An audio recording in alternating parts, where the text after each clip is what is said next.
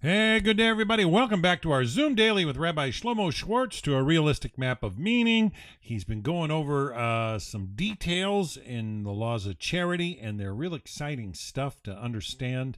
And if it gets integrated into your life, I'm sure it will help make the world a better place. So let's just jump in and see how the rabbi's doing. Shalom, Rabbi Schwartz. So good to be with you. You're live on the air. We're going to turn the class over to you and take it away, sir. Thank you, Dan. Hello, everybody. Going right into this lesson here. If I get the right screen that I got to share, it's right up here, I think. Yeah. And now I've got to find the Zoom daily marker. We were down, here it is. Down at paragraph 7, but I'm going to go back to paragraph 10. You'll see that they're a bit of a pair. I'll read it over again. Let's just move my clutter on the screen here over. It's okay. So in paragraph 10 to review, in the case of someone who does not wish to give charity or who gives less than he ought to, the court should force him using, if necessary, their rabbinic power to administer a flogging until he gives the amount that the court has deemed proper for him to give. And we spoke yesterday about the flogging. Today they which in prison, which one's worse? Generally people think flogging is so bad, but being in prison is pretty bad. Furthermore, the court may seize. I should mention, that whenever they did, normally with a flogging, they first they had to have a doctor assess how much the guy could take, and then they would never come close to killing the guy. It would just be embarrassing and painful. The court may seize his property in the amount that they have deemed proper. If that doesn't work, I guess. So they can seize property.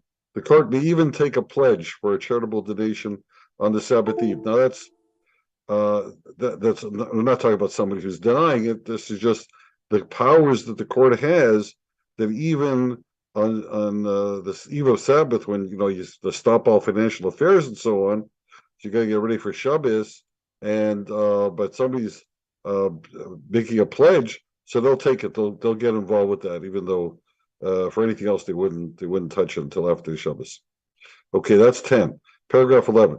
In the case of a man who foolishly gives more to the collectors for the community chest than he ought to, or a man who oppresses himself in order to give to the collectors and avoid embarrassment, it is forbidden to request or collect from him funds for charity. Moreover, collectors who embarrass such a man and ask for a donation will in the future be forced to make restitution to him, as the verse states, and I will punish all that oppress them, plus verse in Jeremiah. So that, assuming that God will make them give restitution, because they didn't take the money for themselves. I'm talking about they took the money for themselves. It's just that they went and collected. They had, let's say they felt a need. We have poor people here where they're desperate needs, and this guy is he's willing to give, so let's go. Or we can embarrass him by showing up, even though he already gave. But if we come again, he'll give again because he's embarrassed unless they know. So those kind of attitudes, even though they're giving it to the poor, but they will be responsible for it. They're not allowed to do that. And which underlying this is the idea that God's the one that's running the world. He's the one that's making the people poor or rich, and so on. They give you a job, you give them a job. You're there to do your duty, to follow the guidelines, and God's going to take care of the rest. If it turns out very bad, sometimes you just have to accept that's God's will. You can't, you don't have an authority to go beyond the stated limits. You do have authority, though. So it's a touchy thing. You do have authority. Okay, so Bava Basra, this is again going back to Torah. Bava Basra is one of the main sections. A lot of it is in 9. This is in 8b, which means just before 9a. The Gemara asks, what authority is involved in collecting for charity? What do you have? So as was stated by Rabbi Nachman in the name of Rabbi Ben Abuha, because the collectors can take a pledge for a charity contribution even on the eve of the Sabbath. That's how much authority they have. Is that so? Is it not written, I will punish all that oppress them, which is the verse we quoted above, So it means that you can't go, and even the Sabbath, everybody's busy. So the some suggests not then. He even said Rab Isaac ben Shmuel ben Martha in the name of Rab, the collectors of charity. So someone says there's no contradiction. The one Rabbah, who is the one Rab here, this guy that we just quoted, speaks of a well-to-do man. So him you can go all the time. The other of a man who is not well-to-do, as for instance, Rabbah compelled Rabbi Nachman ben Ami to contribute 400 zuz for charity. It sounds he wasn't so well-to-do. He had no business making him contribute that. He knew he could embarrass him or get that from him. So he approached him. He shouldn't have done that. Okay. Going on now to another case of the Tanis, and again, I'm pointing out how far-flung and widespread these quotes from the Talmud are, that Rambam gathered together into a coherent whole. Tanis is the section of the Talmud dealing with fasting. On certain days we have to fast, and how we do it, when we do it. They used to declare ad hoc fast, when, especially in Israel, when there was a very rainless winter. They didn't have enough rain. They rely on rain coming in the winter for the whole season, whole year rather. So if it didn't come in time, they would start fasting and doing special prayers. So that's all discussed in there. Whenever the collectors of charity caught sight of Eliezer ben Birta, they would hide themselves from him, because he was in the habit of giving away to them all that he had. So from them we learn, from those collectors, those are good collectors, we learn not to be careful, not to even inadvertently put pressure on a guy to give. Now we go to the Shulchan Aruch, written after the Rambam. And I'm continuing here from paragraph 5. See, we're in paragraph 11. And he wrote something way back in paragraph 5. And then he continues here, which has to do with what Rambam says. One who gives less than is fitting, that he should, the court can force him and administer a flogging by rabbinic decree until he gives the amount they have levied. The court can also assess and seize his property from him before him to the amount fitting for him to give. So they can flog him and they can seize property. In 48:2, the court may take a pledge for a charitable donation even on the Sabbath eve. And then 48:7, in the case of a man who foolishly gives more to the collectors for the community chest than he ought to, or a man who presses himself in order to give to the collectors and avoid embarrassment, it is forbidden to request or collect from him funds for charity. Moreover, collectors who embarrass such a man and ask for a donation will in the future be forced to make restitution to him. So that all echoes Rambam, although he spread it out. Notes.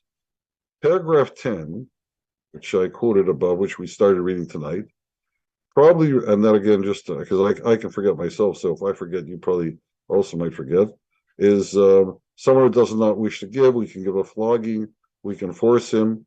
So paragraph 10 probably refers to the case where one refuses to contribute property to a collection for the community chest.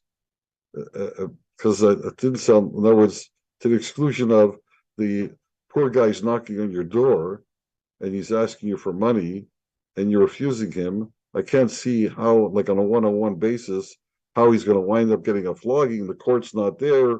I mean, it's just a different scenario altogether.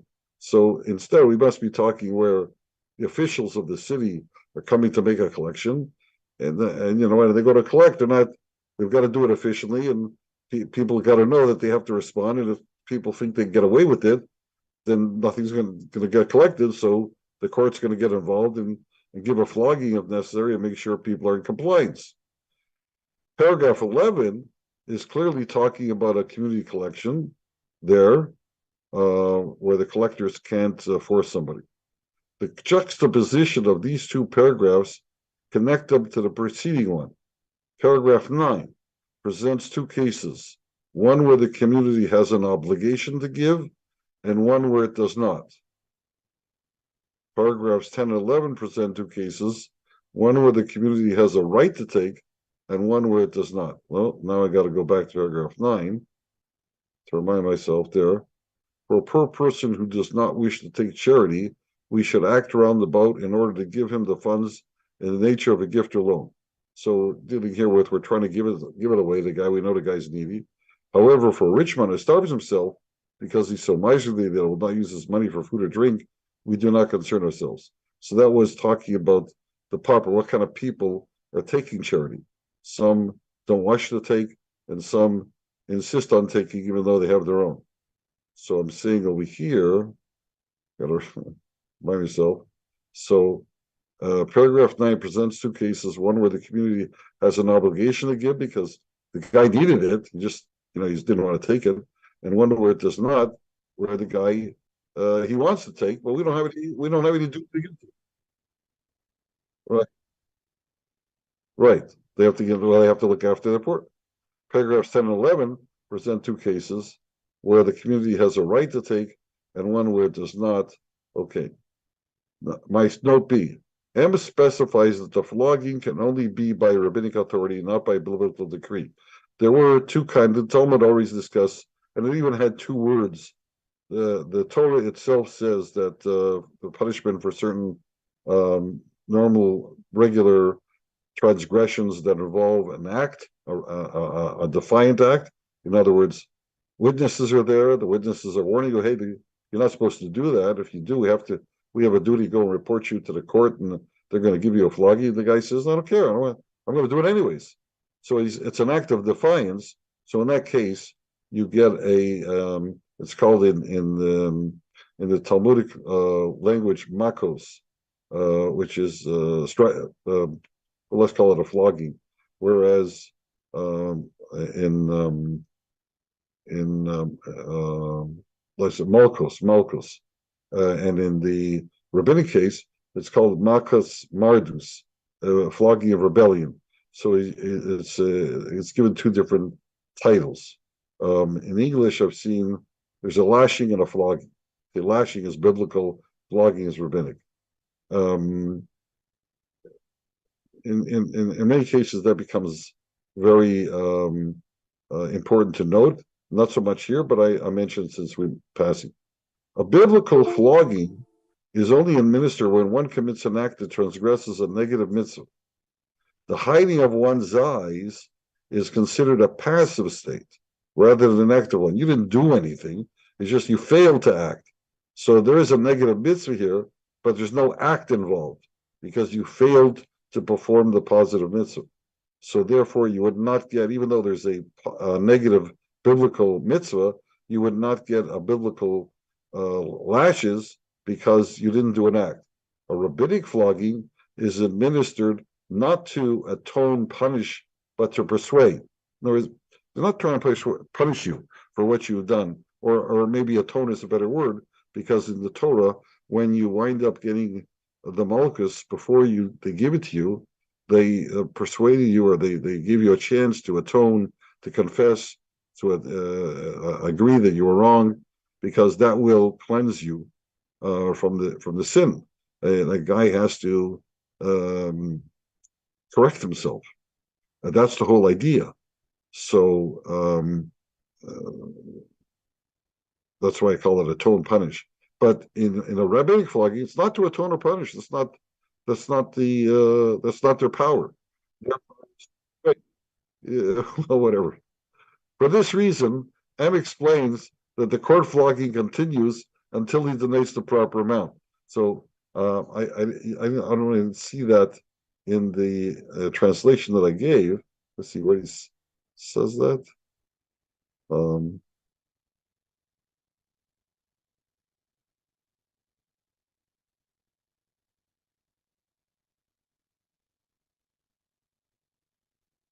No, just a minute.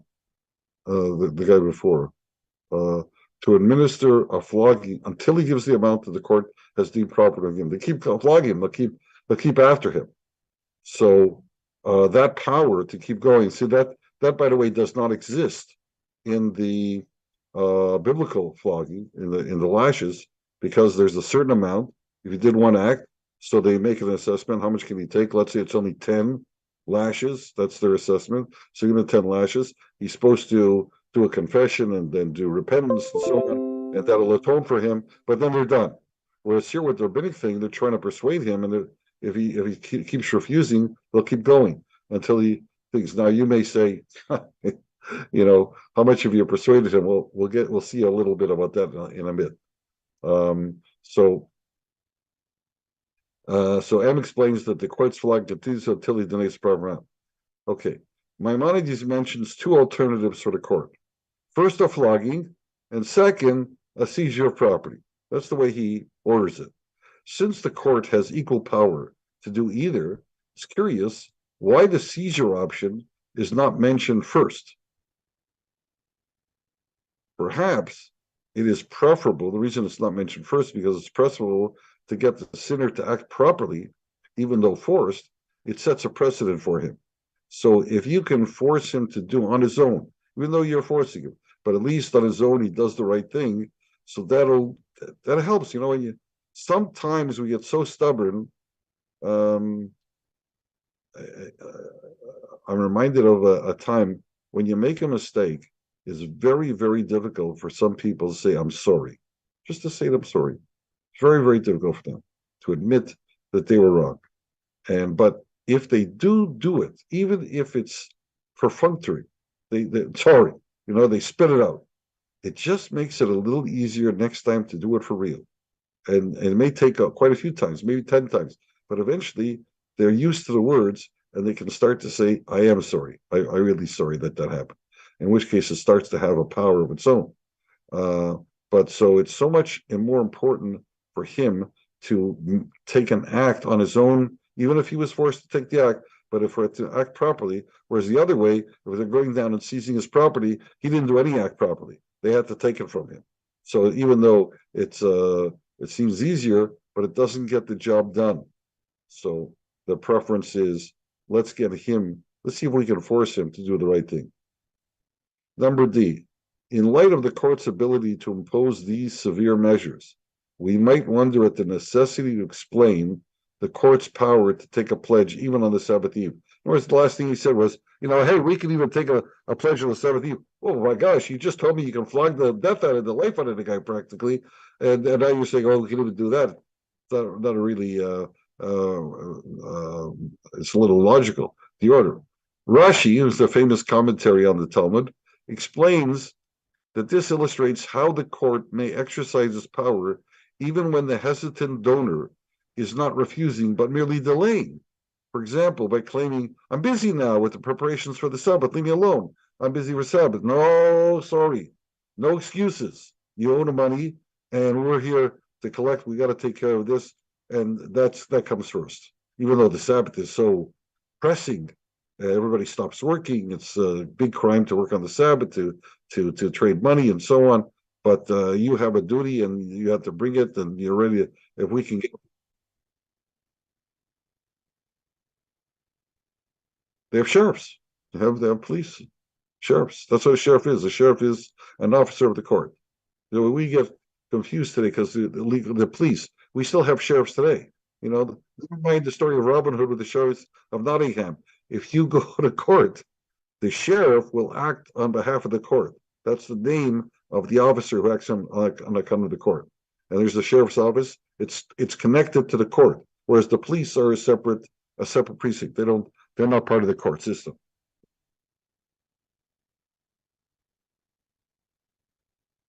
Did you know that? Okay, so that's the hem.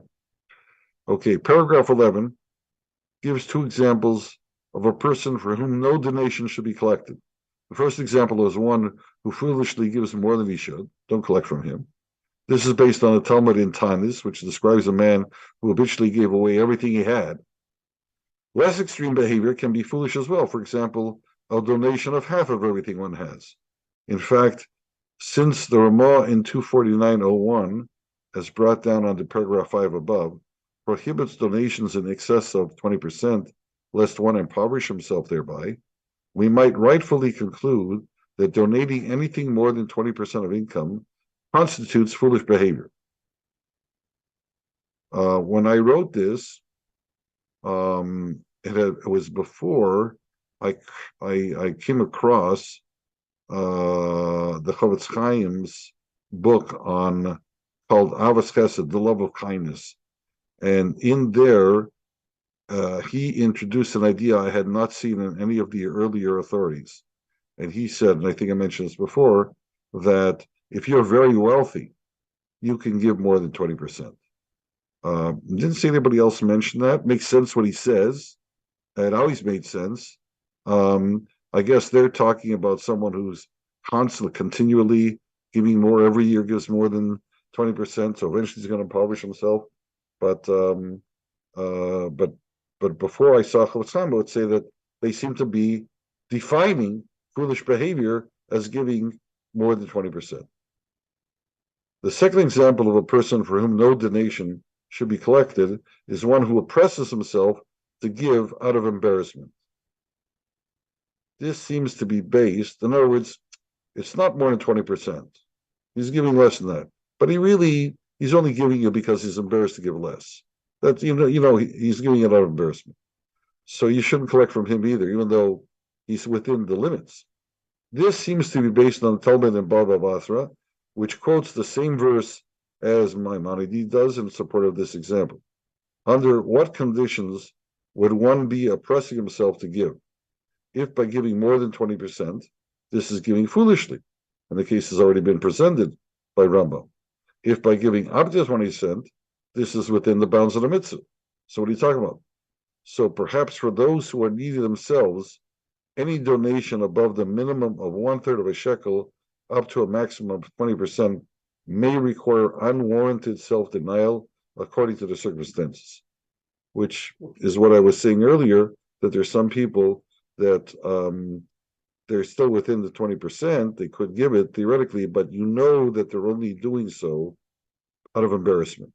Or maybe you don't know, but you can tell that they're up to their 20% is really denying themselves. They're not going to be able to buy a new pair of shoes for the holiday or something. Everybody else has got shoes, so they're embarrassed not to give them money, but they're going to be embarrassed later without the shoes. So it's a judgment call.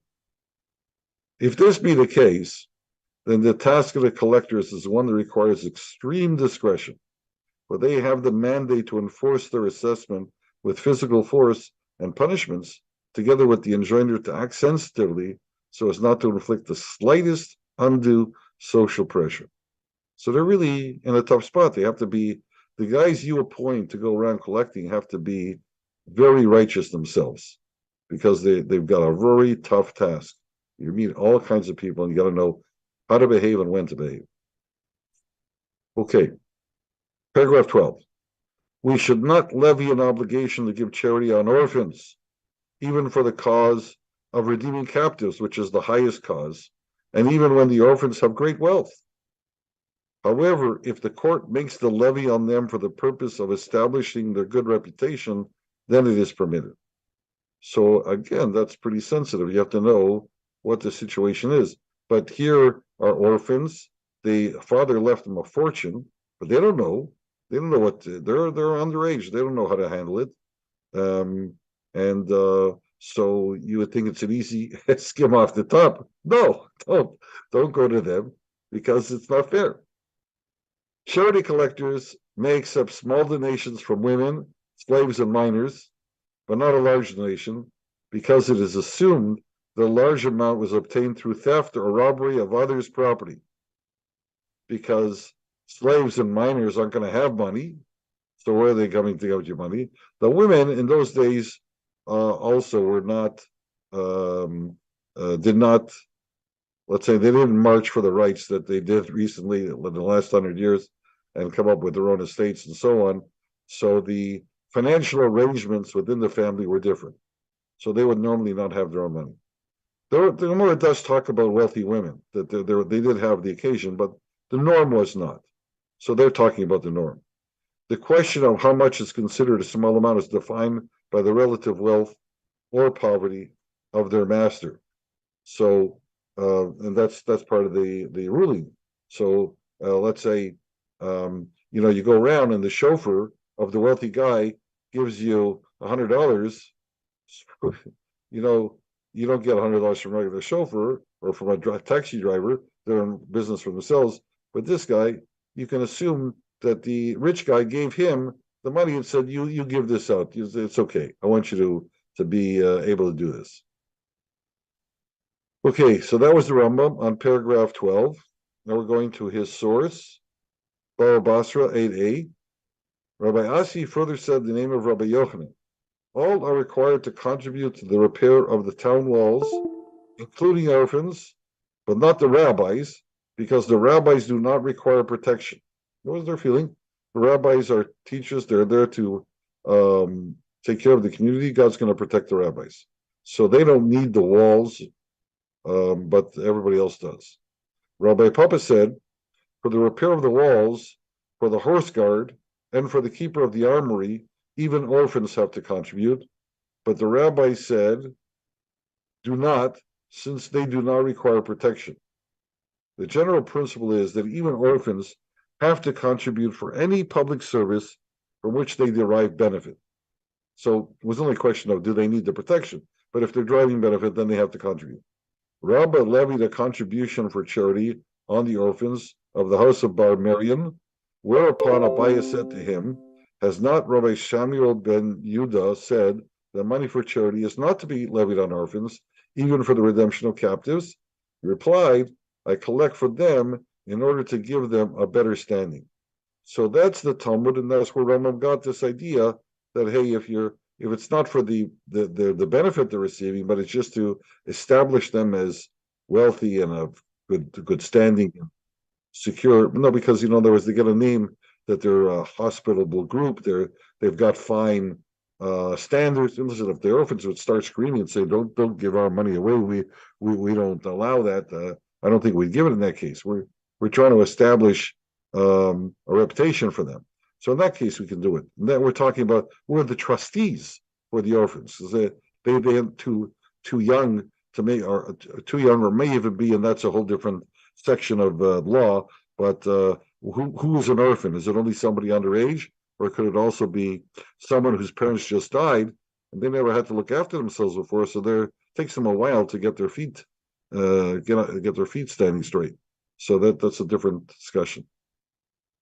Another Gemara in Baba Kama, Mishnah says, it is not right to buy either wool or milk or kids from the shepherds, nor wood nor fruits from those who are in charge of fruits. It is, however, permitted to buy from housewives woolen goods in Judea, flaxen goods in Galilee, or calves in Sharon. But in all these cases, these different areas of Israel, but in all these cases, if it was stipulated by them that the goods are to be hidden, it is forbidden to buy them. Eggs and hens may, however, be bought in all places. Okay, so we'll see in the notes that we're talking about, these are all the shepherds or people that are suspect of taking more than they should. They're selling somebody else's goods, that kind of thing.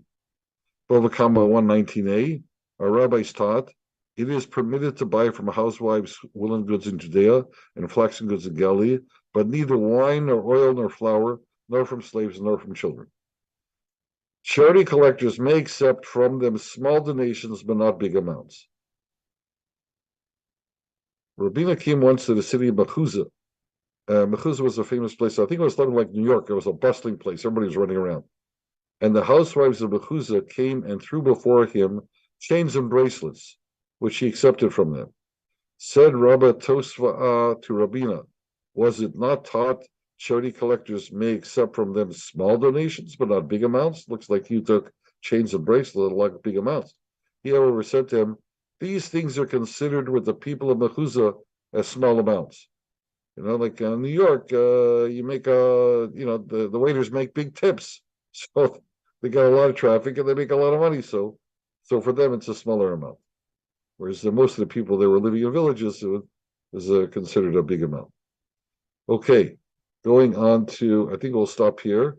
We're going to put our marker here. Nope, that's not what I wanted.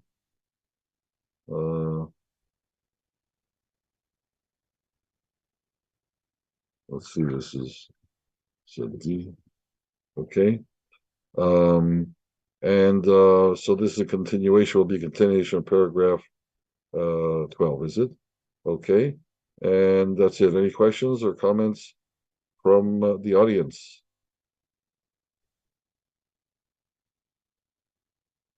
Or anything coming in on Facebook or? I'm having a conversation with somebody about they were kind of wondering if it's all right to be looking for a wife on say a dating site. Okay. What and they're asking as a matter of charity, or you just have? No, it's not. It's off topic. It's off topic, Rabbi. All right. So what would be the issue?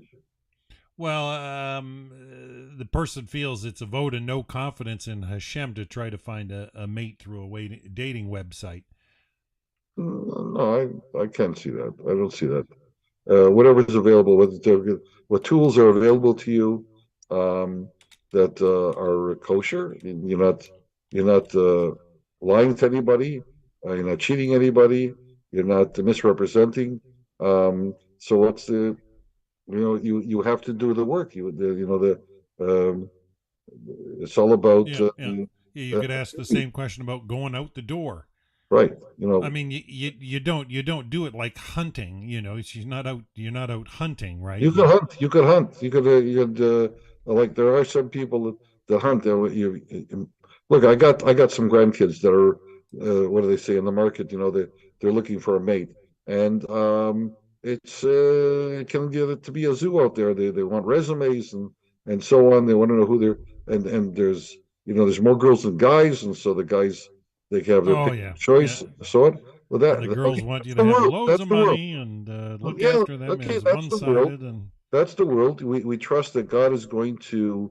We trust that God is going to put the people together as befits them, but God will not do your work.